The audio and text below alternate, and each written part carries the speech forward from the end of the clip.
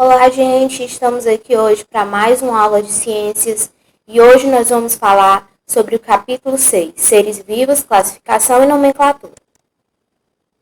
Bom, primeiro, para a gente entender sobre a classificação, a gente tem que entender o que é a taxonomia. Bom, a taxonomia é um ramo da biologia que descreve a classificação de seres vivos. Então, o que é essa classificação? É colocar os indivíduos em grupos com base em alguns critérios. Esses critérios foram escritos por Carl von Linné, também conhecido como Linneu, que criou um livro chamado Sistema Natural. Então, esse livro ele tinha várias espécies catalogadas com seus determinados critérios, certo? E aí, alguns critérios eram os caracteres taxonômicos, ou seja, caracteres merísticos, que eram estruturas externas do corpo, por exemplo, as escamas, o formato das escamas. Caracteres morfométricos, que eram medidas de largura, comprimento, diâmetro, de estruturas corporais, assim como o tamanho do olho, o comprimento. Caracteres anatômicos, que estudavam a anatomia dos seres a serem classificados, então seus órgãos. E caracteres moleculares, que se baseavam no DNA e no RNA dos indivíduos. E aí surgiu assim as categorias taxonômicas. Que eram elas? O domínio, que é a maior categoria. Então, o domínio ele pode ser árquea, eucária ou bactéria. O reino, então nós temos 5 reinos. Então, a gente tem o reino Plantae, o reino Fungi, o reino Monera, o reino Protista e o reino Animalia. Filo ou divisão, classe, ordem, família, gênero e espécie. Então, para você decorar essas categorias taxonômicas, tem um bizuzinho assim. Domínio, reino, de filo, C de classe, O de ordem, Fá de família, G de gênero e E de espécie. Fage. Então, aqui nós temos todas as categorias taxonômicas, certo? Com relação aos 5 reinos, como eu já havia falado, cada reino tem sua característica própria. Bom, os moneras, eles são seres procariontes, ou seja, não vão ter um núcleo bem organizado, vão ser unicelulares, ou seja, ter apenas um tipo de célula. Eles podem ser autotróficos ou heterotróficos. Autotróficos são aqueles que fazem fotossíntese e heterotróficos são aqueles que buscam alimento.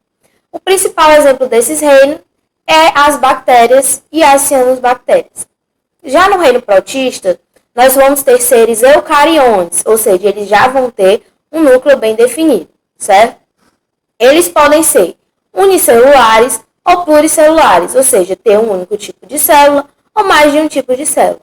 Eles podem ser também autotróficos e heterotróficos, e os principais representantes são os protozoários e as algas, tanto as algas unicelulares, que são aquelas que são imperceptíveis a olho nu, como as algas pluricelulares, que são aquelas maiores que a gente encontra na praia, certo?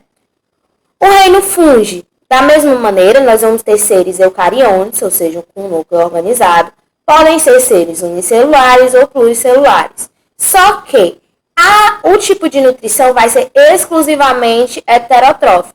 Então, eles vão ser heterotróficos por absorção. Eles vão absorver as moléculas orgânicas do ambiente. Inclusive, podem ser moléculas mortas, né? Então, de seres que já estão em decomposição. Exemplo desse reino são as leveduras, que são responsáveis aí por fazer a fermentação do pão, os bolores e os cogumelos. O reino Plantae também nós temos somente seres eucariontes, porém somente seres pluricelulares, ou seja, com mais de um tipo de célula. Eles são 100% autotróficos, então as plantas só fazem fotossíntese para se alimentar. E o principal exemplo são os musgos, as samambaias e outras árvores, certo? E por fim, o reino Animalia, que são seres eucariontes, pluricelulares, heterotróficos por ingestão. Por que ingestão? Eles vão tirar as moléculas orgânicas de outros seres vivos. Então, a gente, por exemplo, a gente se alimenta de carne. Então, a gente está tirando essas moléculas de outros seres vivos. Então, um exemplo Já falei do ser humano, né? Mas nós temos os esponjas, os corais, os insetos, os peixes e o restante dos mamíferos, tudo bem? Com relação ao sistema de nomenclatura, bom, ele também foi criado aí por Linneu, né? Onde ele era um sistema binomial, ou seja, ele usava duas palavras em latim. Então, as regras do sistema de nomenclatura.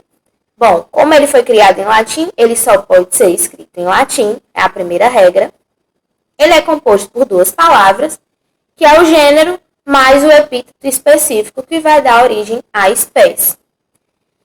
A primeira palavra, a primeira letra deve ser maiúscula, e na segunda palavra, a primeira letra deve ser minúscula, assim como o restante das letras da palavra. E ambas as palavras deverão ser destacadas no texto. Mas como assim destacadas? Então, como eu coloquei aqui no balãozinho, ela pode ser em negrito, sublinhado ou itálico. Quando a gente está escrevendo na mão, não tem como botar em negrito nem itálico, então a gente sublinha aquela espécie para identificar que é a espécie em latim, tudo bem? Bom, aqui tem um exemplo de como se escreve a espécie em latim. Então, eu tenho aqui zera mais, que é o milho. Então, eu tenho o gênero e o epíteto específico. Os dois juntos vão formar, assim, a espécie. Bom, pessoal, então aqui está a atividade do livro, que é na página 85 e 87. Bom, eu espero que vocês tenham entendido, tá bom? Então, até a próxima aula e tchau!